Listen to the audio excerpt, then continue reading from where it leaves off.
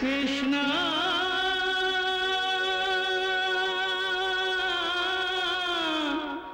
कृष्णा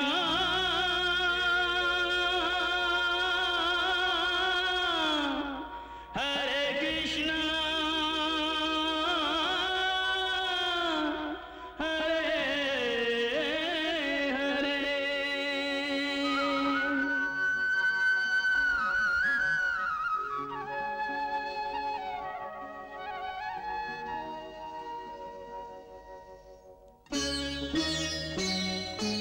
सच्चिदानंद रूपाय विश्वोत्पत्त्यादि Hathaway तापत्रय विनाशाय श्री कृष्णाय वयं नमः।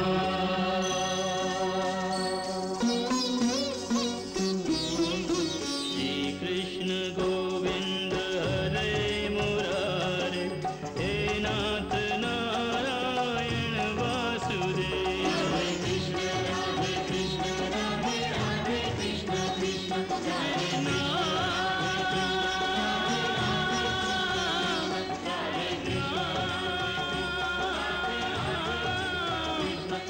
हरे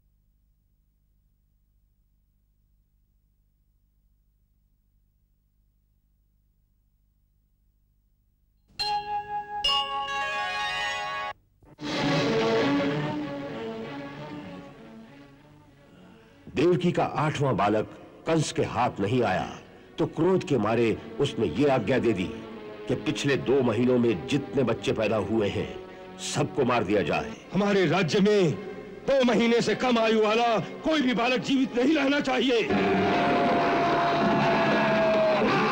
तो उसके सैनिक निरीह प्रजा पर शिकारी कुत्तों की तरह टूट पड़े।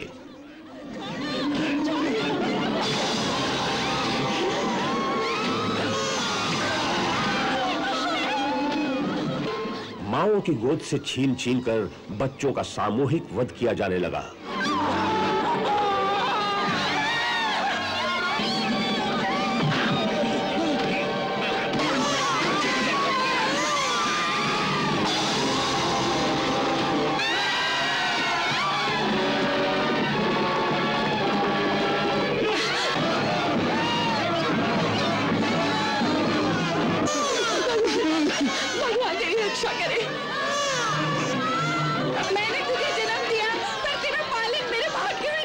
कई लोगों ने अपने बच्चों को छोटे छोटे लकड़ी और फूस के तख्तों पर रखकर नदी में बहा दिया ताकि वे किसी प्रकार सैनिकों की तलवार से बच जाएं। मैंने अपने बच्चे को तुम्हारी तलवार से बचा लिया है। अब वो नदी में बहता हुआ किसी धर्मात्मा मनुष्य का हाथ लग जाएगा, वो बच जाएगा। अब तुम उसे खुशी से मार डालो।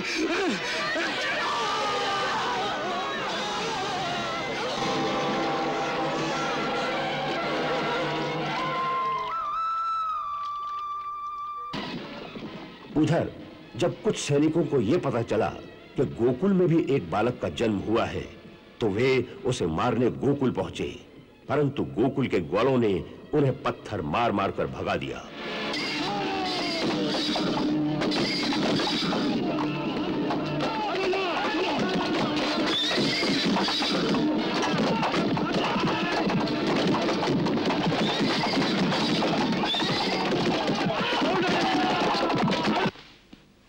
क्या कह रहे हो? सेना को भगा दिया? वो जसोदा काकी के लल्ला को मांग रही थी। क्यों? क्योंकि वो उसका वध करना चाहते थे। मुझे और मेरे पुत्र को किसी दूसरे राज्य भेज दीजिए, मैं यहाँ नहीं रहूंगी। जसोदा काकी इस प्रकार हमारा अपमान मत करो। कंस के हाथ चाहे जितने भी लंबे हों, परंतु हमारे रहते वो हमारे गोकुल के राजकुमार तक नहीं पहुंच सकते।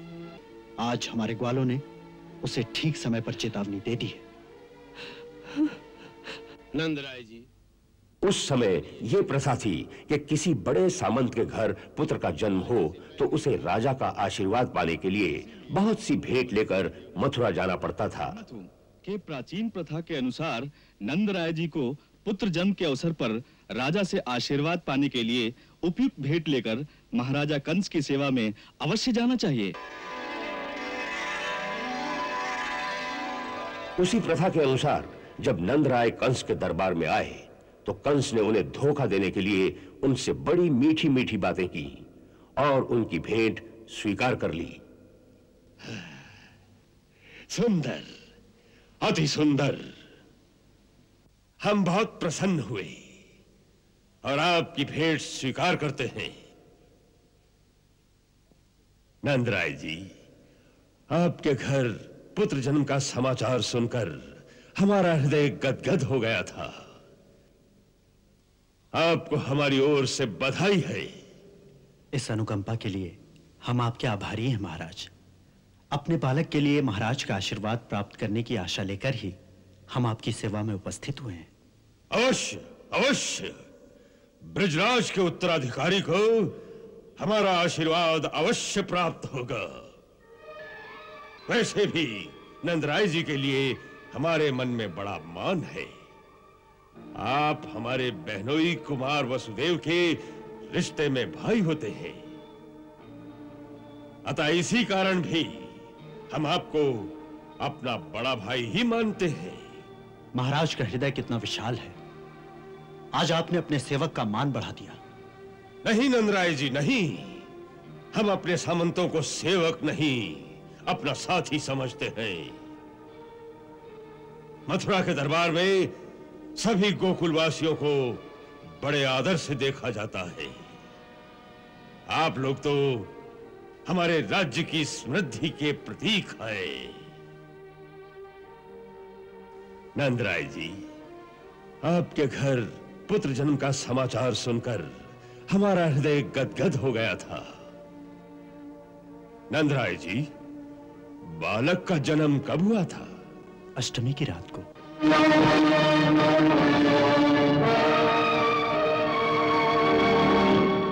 आप विश्राम करें।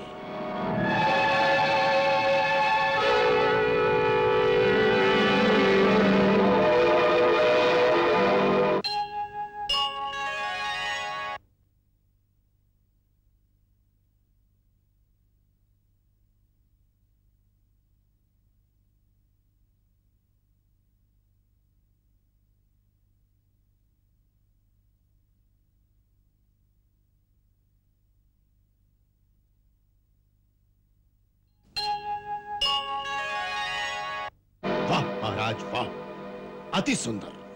आपने उन्हें पूरी तरह से आश्वस्त कर दिया। चाणूर, तुमने एक बात पर ध्यान दिया? इस बात पर महाराज?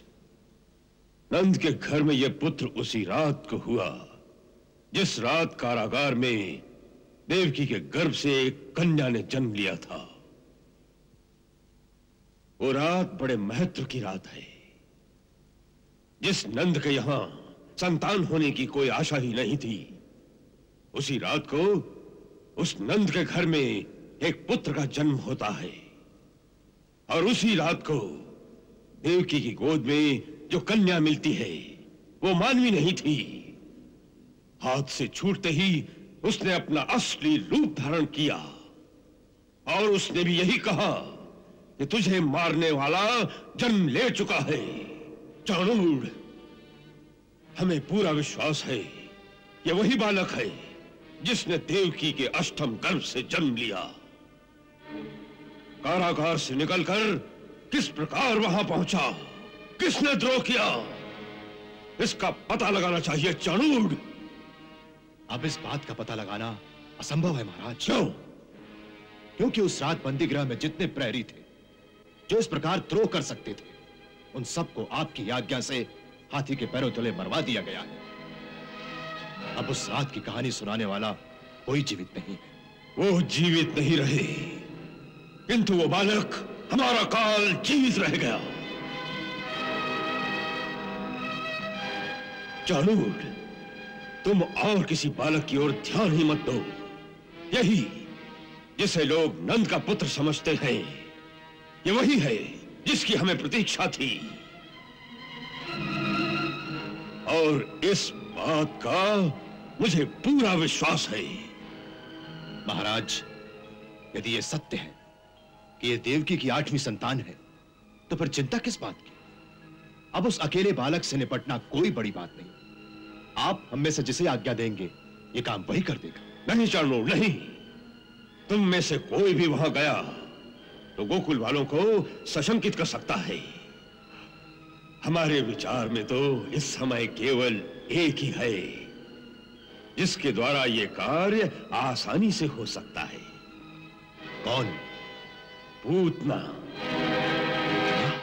हाँ, पूतना, बकासुर की बहन पूतना।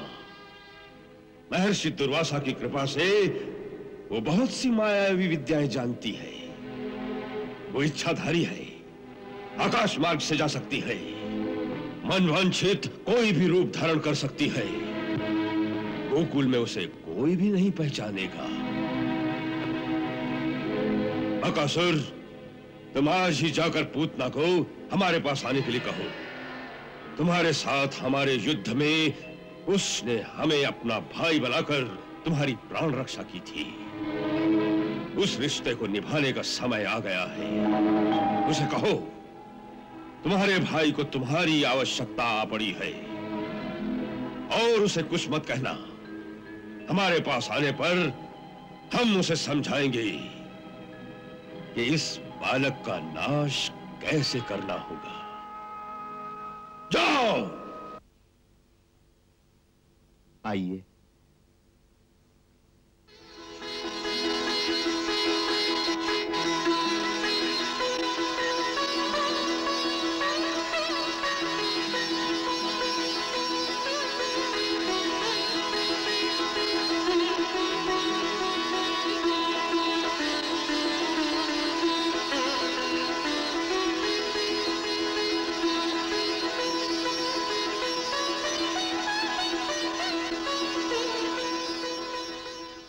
प्रणाम।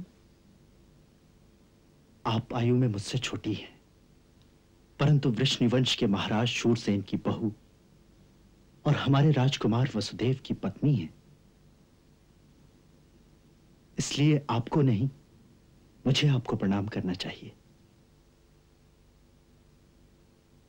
आपका स्वागत है गोकुलपति जी। गोकुल में सब कैसे हैं? और यशोदा भाभी कैसी हैं? प्रभु की कृपा से सर्वथा कुशल है। और वो चलिए भीतर के कक्ष में चलें। आइए।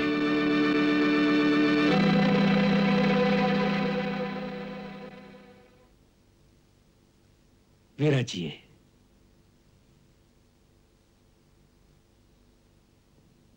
सबसे पहले तो आपको पुत्र जन्म की बहुत बहुत बधाई हो। धन्यवाद। ये सब तो देवी माँ की कृपा और गुरुदेव शांडिल्य के आशीर्वाद का फल है। आप लोगों को भी कारागार से मुक्त होने पर बधाई हो। रोहिणी भाभी ने आपको प्रणाम कहा है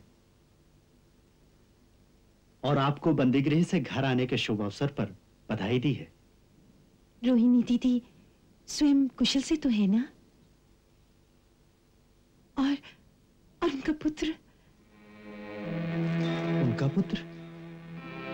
हाँ, उनका पुत्र कैसा है वो? उस बालक के बारे में मैं आपको एक गूढ़ रहस्य बताना चाहता हूं। वास्तव में वो रहस्य देवकी भाभी को पता है।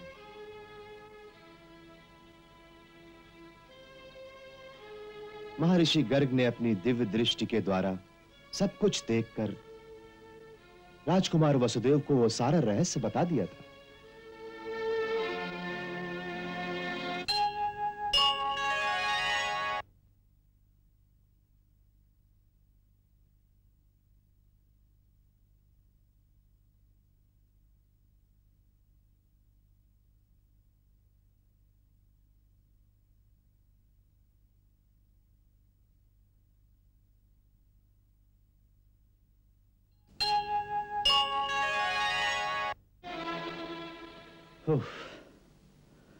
क्या दैवीय चमत्कार था वो।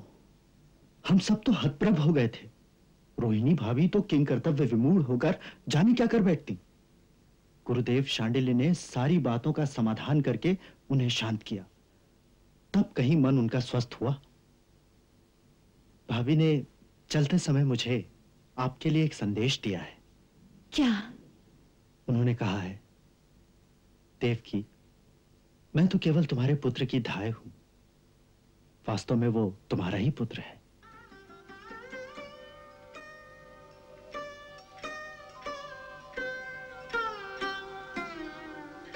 कितनी उदार है दीदी, जो उनकी गोद में खेल रहा है वो मेरा ही 7वां पुत्र है। ये सुनकर मुझे बाकी सब पुत्रों की मृत्यु भूल गई है। ऐसा लगता है जैसे मेरे हृदय के घाव सब मिट गए हैं। भाभी तो पुत्र को लेकर आपके पास यहां आना चाहती थी। बालक को यहां लाना चाहती थी? हाँ। नहीं, उन्हें कहना ऐसा कदापि ना करे। कंस भैया को यदि भी पता चल गया कि मेरा एक पुत्र भी जीवित है तो उसे भी जीवित नहीं रखेंगे। रोहिणी दीदी से कहना कि वो आप ही का पुत्र है, मेरा कुछ भी नहीं। भूल से भी कहीं ये ना कहे कि मैं उसकी कुछ लगती हूँ अथवा मेरा उससे कोई संबंध है। वो मेरा ना होकर ही जीवित तो रहे, बस मुझे और कुछ नहीं चाहिए। चाणूर, अभी तक पूतना नहीं आई। महाराज, उसे लाने के लिए बकासुर स्वयं उसी समय चला गया था। वो आकाश मार्ग से आती है, इसलिए आती ही होगी। चाणूर, अभी नंदराय और उसके साथी मथुरा में ही हैं। सांझ से पहले वो घर नहीं पहुंचेंगे। हम चाहते हैं यदि उनके घर पहुंचने से पहले ही पूतना गोकुल में जाकर अपना काम पूरा कर ले तो उसे सुविधा होगी। महाराज, पूतना आ गई है। हाँ।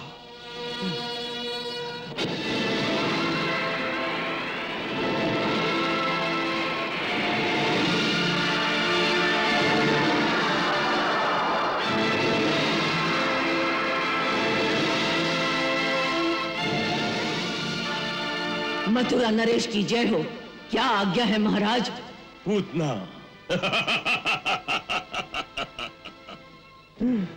पूतना, तुमने हमें अपना भाई स्वीकार किया है। आज हमें तुम्हारी सहायता की आवश्यकता है। आप आज्ञा दें, पूतना अपने प्राण देकर भी भाई की सेवा करेगी। हाँ, तो इसी समय गोकुल में जाओ और वहां नंद के घर में एक नवजात बालक है। कहते हैं कि उसका जन्म आज से 7 दिन पहले यशोदा के गर्भ से हुआ, पर मुझे पूर्ण विश्वास है आकाशवाणी के अनुसार जिसने मेरा काल होना है ये वही बालक है जिसके लिए मैंने देवकी को इतने वर्ष तक कारागार में रखा। किसी छल के द्वारा वो मेरे हाथ से बच के निकल गया। अब तुम्हें उसकी हत्या करके मेरी चिंता का अंत करना है। एक नन्हे से बालक की हत्या, बस इतना ही काम है भैया। ये नन्हा सा बालक कोई साधारण बालक नहीं है पूतना। यदि मेरा अनुमान सत्य है तो वो स्वयं विष्णु ही है, जो देवताओं की रक्षा के लिए पृथ्वी पर अवतीर्ण हुआ है। इसलिए यह कार्य शायद इतना सहज नहीं होगा जितना तुम समझती हो। हाँ, विष्णु बहुत छलिया है, इसलिए तुम्हें बहुत सतर्क होकर वहां जाना चाहिए। इसकी आप चिंता ना करें। यदि वो छलिया है तो मैं भी उसे छल से ही मारूंगी। वो कैसे? मेरे पास कालकूट नाम का विष है, ऐसा भयंकर कि हाथ लगाओ तो हाथ भी जल जाए। वही कालकूट विष अपने स्तनों पर लगाकर मैं उनके घर जाऊंगी। एक धाय की भांति से बच्चे को दूध पिलाऊंगी। 2 घूंट पीते ही उसकी समस्त नाड़ियां विष की भयंकर ज्वाला से फट जाएंगी। उत्तम, अति उत्तम। पूतना, तुम अभी जाओ क्योंकि नंदग्रह में समय स्त्रियां ही स्त्रियां होंगी। पुरुष तो गोधूली के समय ही घरों में आएंगे। अच्छी बात है, मुझे आज्ञा दीजिए। जाओ और विजयी होकर आना।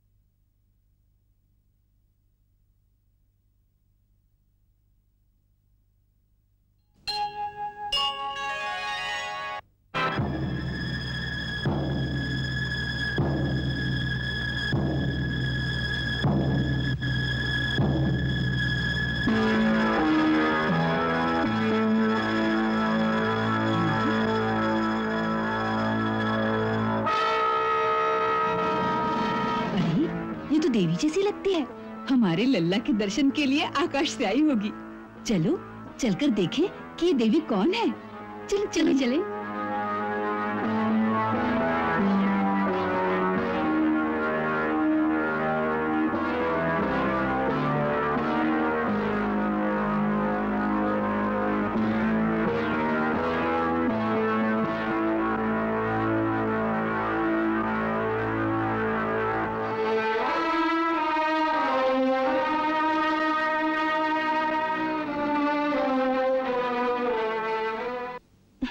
देवी, आप कौन हैं?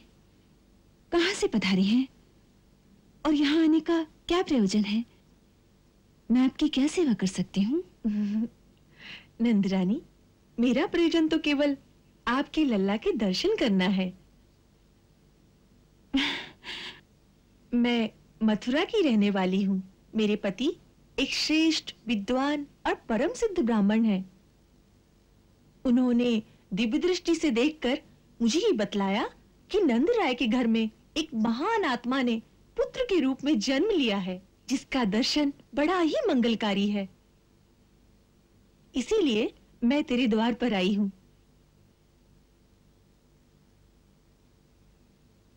स्वागत है। आसन पर विराजिए। धन्यवाद।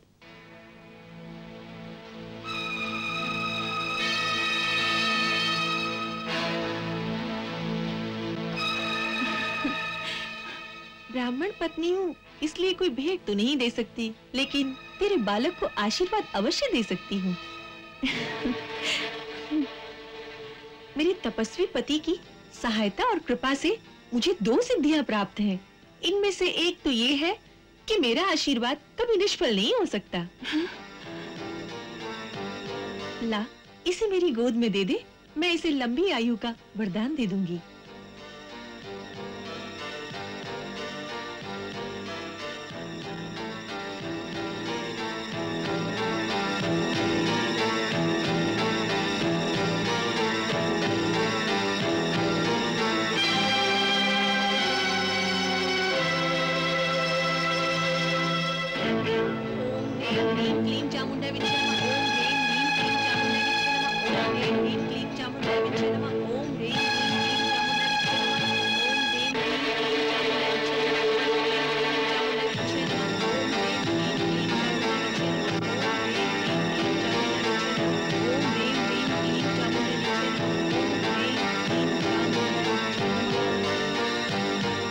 ब्रिजरानी, तुम्हारा ये बालक कोई सामान्य बालक नहीं है। ये तो कोई अद्भुत जीव दिखाई पड़ता है, जैसे देवलोक से आया हो। यशोदा रानी, मैं एक और रहस्य की बात बताती हूँ। मैंने कहा था ना कि मुझे 2 सिद्धियाँ प्राप्त है। उनमें से दूसरी ये है कि मेरे स्तनों से निरंतर अमृत रस झरता रहता है, जिसके पीने से तेरा पुत्र अमर हो जाएगा। अतः मैं इसकी धाय बनकर इसे अपना दूध पिला देती हूँ।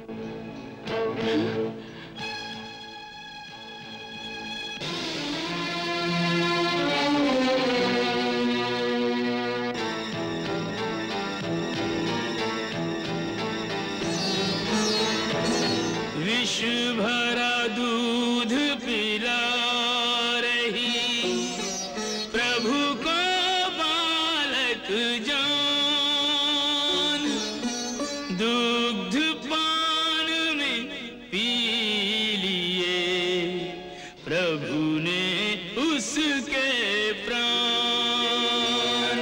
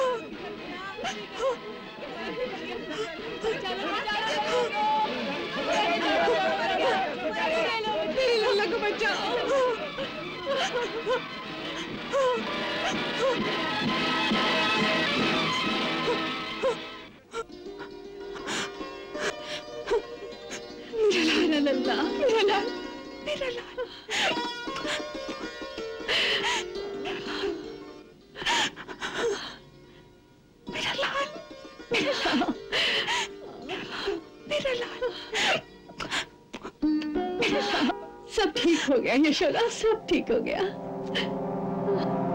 अरे यशोदा, होश में आओ, होश में आओ यशोदा, होश में आओ। काकी,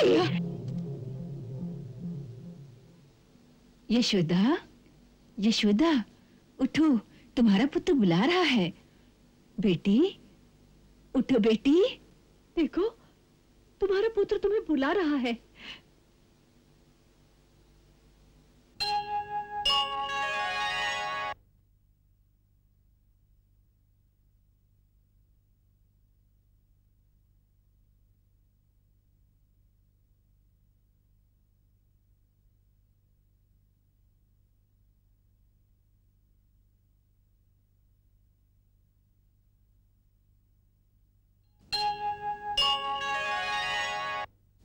यशोदा देखो, तुम्हारा लल्ला बुला रहा है।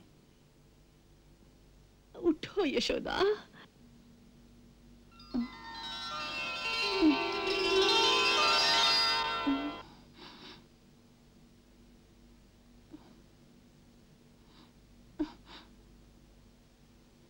मेरा लाल कहाँ गया? वो राक्षसी मेरा यशोदा, होश में आओ। देखो लाल के पास जाना है। तुम्हारा लल्ला यही है। देखो तुम्हारा लल्ला।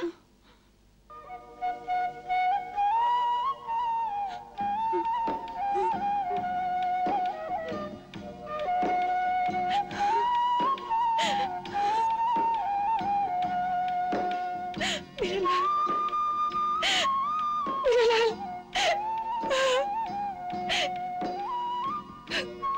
कहाँ चला गया था तू? कहाँ चला गया था? तुझे चोट तो नहीं आई ना? कहाँ चला गया था? मेरे लाल, तुझे कुछ हुआ तो नहीं ना?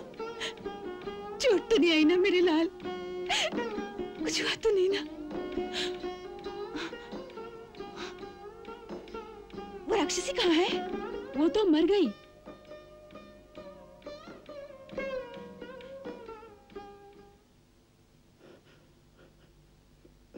काकी, काकी, ये जो गांव में मैंने सुना, क्या वो सब सच है? बिल्कुल सत्य है। सर्वप्रथम अपने पुत्र के हाथों बहुत सा दान कराओ। नंदराय जी, कोई बड़ा ग्रह टल गया है। फिर कुल गुरु शांडिल्य से कहकर कोई विशेष पूजा कराओ। ऐसी विकराल राक्षसी के हाथों बच जाना कोई दैवी चमत्कार ही है। अवश्य, अवश्य ये गुरुदेव का आशीर्वाद ही है। लल्ला तो ठीक है ना? हाँ नंदराय जी, बिल्कुल सुरक्षित है, पूर्णतया स्वस्थ। लगता है थक गया है, अभी सो जाएगा।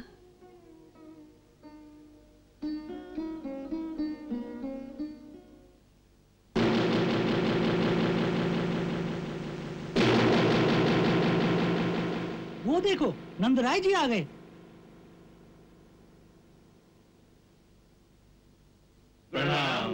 प्रणाम। आते हुए हमने इसी की छाया गोकुल की ओर जाते देखी थी। हमें क्या पता था कि ये हमारे ही पुत्र को उठाने आ रही है। उठा के तो ले गई थी, परंतु ये मरी कैसे? ये समझ में नहीं आता। भगवान की लीला है। शायद उसी आवेश में हृदय की गति रुक गई होगी। यही एक बात संभव है, परंतु है चमत्कार। और सबसे बड़ा चमत्कार तो ये हुआ है कि लल्ला के शरीर पे एक खरोंच भी नहीं आई। और हम सब लोग जब यहां पहुंचे तो ये मृतक देह पर बड़े आराम से खेल रहे थे। नंदराय जी, इस विशाल देह का क्या किया जाए? इसका अग्निदाह तो करना ही चाहिए, अन्यथा इसकी दुर्गंध से सारा वातावरण दूषित हो जाएगा। परंतु इतनी बड़ी चिता कैसे बनेगी? मेरे विचार से 20-25 चिताएं बनाकर इसके शरीर के टुकड़े करके उसमें डाल दिए जाएं। यही उचित है।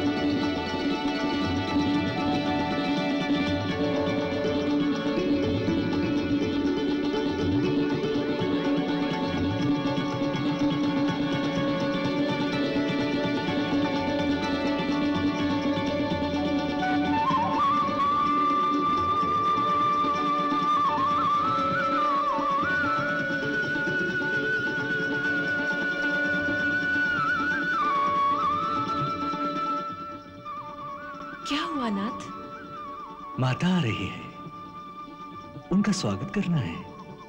माता? हाँ, पूतना माता।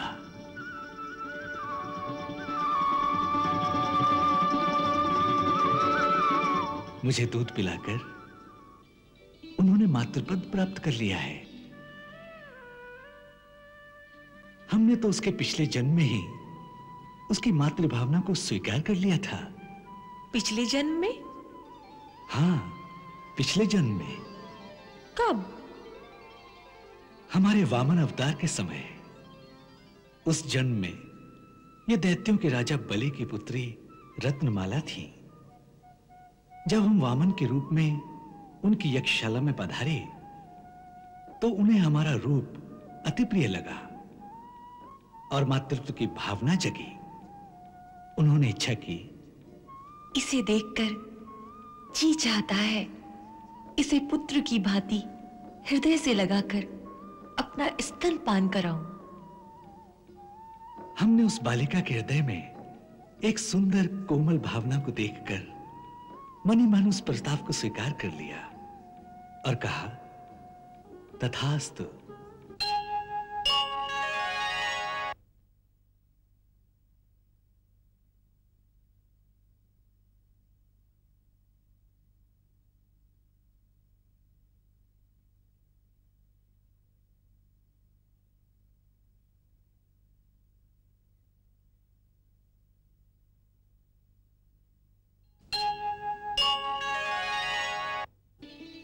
और जब हमने बलि से प्रतिज्ञा करा के अपना त्रिविक्रम रूप धारण किया और उसका सब कुछ छीन लिया तो रत्नमाला को हम पर बहुत क्रोध आया और उसके मन में दूसरा शत्रुता का भाव उठा। यदि ऐसा छलिया मेरा पुत्र हो तो उसे मैं दूध में मिलाकर विष दे दूंगी। हमने उसकी वो इच्छा भी स्वीकार कर ली। सो इस जन्म में एक साथ उसकी दोनों इच्छाएं पूरी हो गई। हमें विष भी दे दिया और अपना दूध भी पिला दिया। परंतु उसने आपको ऐसा भयंकर विष दिया, आपको उसका कोई रोष नहीं? नहीं राधे, विष तो हमें ऐसा लगा जैसे मां प्रेम भरे क्रोध से अपने बालक को पीटती है, उसकी तो चोट ही नहीं लगती। और उसके साथ मां का दूध तो इस धरा का अमृत है। दूध पिलाया तो पूतना माता को मातृत्व का आदर देकर सालोक मुक्ति प्रदान करती है। ऐसा दीन दयाला,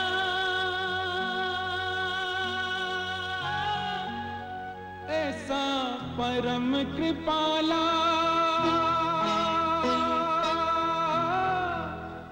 ऐसा हृदय विशाला,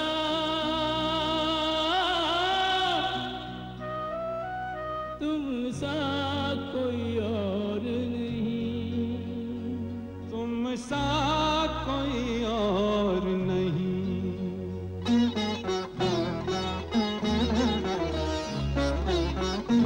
ऐसी कृपा लुटाने वाला तुम सा कोई और नहीं, गले सबको लगाने वाला तुम सा कोई और नहीं।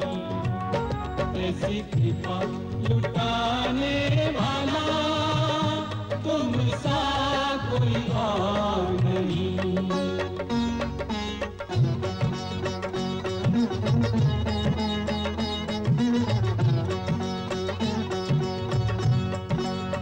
असुरी को सुरधाम पठाया, दूध पिए का मोल चुकाया।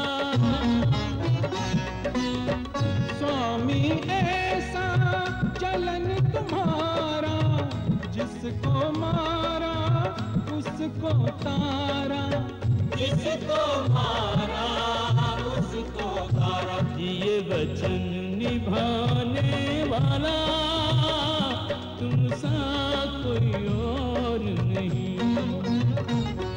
ऐसी कृपा लुटाने वाला तुम सा कोई और नहीं। श्रीमन नारायण नारायण नारायण, श्रीमन नारायण नारायण नारायण, श्रीमन नारायण नारायण नारायण, श्रीमन नारायण नारायण नारायण, श्रीमन नारायण नारायण नारायण, श्रीमन नारायण नारायण नारायण, श्रीमन नारायण नारायण नारायण, जगदीश्वर नमो नमः, श्रीमन नारायण नारायण नमो नमः, जगदीश्वर नमो नमः, श्रीमन नारायण नारायण नमो नमः, जगदीश्वर नमो नमः, श्रीमन नारायण नारायण नमो नमः, जगदीश्वर नमो नमः।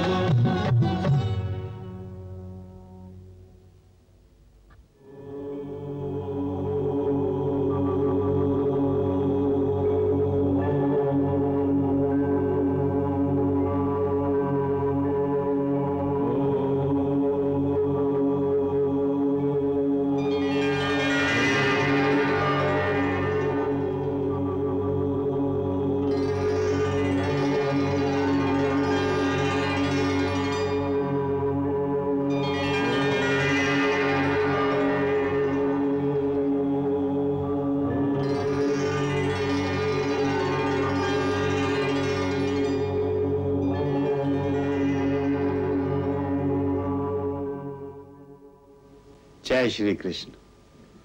पूतना के बारे में आम धारणा यही है कि उसने अपने स्तनों पर विष का लेप करके जब श्री कृष्ण को अपना दूध पिलाया तब भगवान श्री कृष्ण ने दूध पीने के साथ साथ उसके प्राण भी हर लिए। जिन दर्शकों ने श्रीमद् भागवत अथवा ब्रह्म वैवर्त पुराण का स्वयं अध्ययन नहीं किया, उन्हें उस परम दयालु भगवान की इस करुणामयी उदारता का पता नहीं होगा कि उनका दूध पीने के कारण श्री कृष्ण ने पूतना को अपनी माता का पावन पद प्रदान करके अपने ही गोलोक धाम में उसे स्थान दिया। श्रीमद् भागवत महापुराण के दशम स्कंद के 6ठे अध्याय में श्लोक संख्या 35 में लिखा है, पूतना लोक बालग्नि राक्षसी रुधिराशना जिघांस्यापि हरे स्तनं दत्वा आप सदगति। अर्थात पूतना का काम ही था बालकों की हत्या करना और उनका रक्त पीना।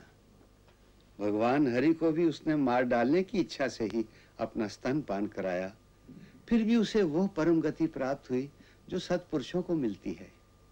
उसी अध्याय के 38वें श्लोक में तो स्पष्ट लिखा है कि या तो धान्यपि सा स्वर्गमवाप जननी गतिम कृष्ण भुक्त स्तन क्षीरा किमु गावो नुमातरा। अर्थात भगवान श्री कृष्ण ने उसका स्तन पान किया, उसका दूध पिया, इसलिए राक्षसी होते हुए भी उसे स्वर्ग में वो उत्तम गति प्राप्त हुई जो माता को ही मिल सकती है। ब्रह्म वैवर्त पुराण के कृष्ण जन्म खंड के 10वें अध्याय में पूतना की चिता पर एक दिव्य रथ के आने का भी पूरा विवरण है। वास्तव में महर्षि वेद व्यास द्वारा भागवत में श्री कृष्ण की लीलाओं के वर्णन का मुख्य उद्देश्य एक ही है कि भगवान श्री कृष्ण की भक्ति के विविध रूपों का, उसके विविध प्रकार तथा भावों का निरूपण करके मानव को भक्ति के मधुर रस में डुबो दिया जाए, उसके हृदय को गदगद कर दिया जाए। पूतना की कथा में द्वेष भक्ति द्वारा प्रभु की कृपा प्राप्ति के इस मर्मस्पर्शी प्रसंग का भी यही प्रभाव है। इसीलिए भागवत में इस अध्याय का शीर्षक पूतना वध नहीं, पूतना उद्धार लिखा गया है। जय श्री कृष्ण। हरे कृष्णा कृष्ण कृष्ण हरे हरे, श्री कृष्ण चरितम गुणातीतम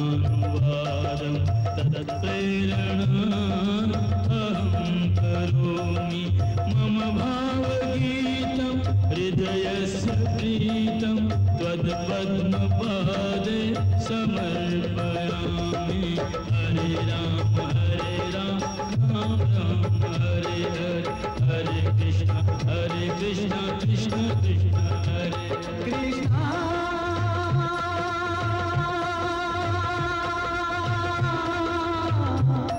कृष्णा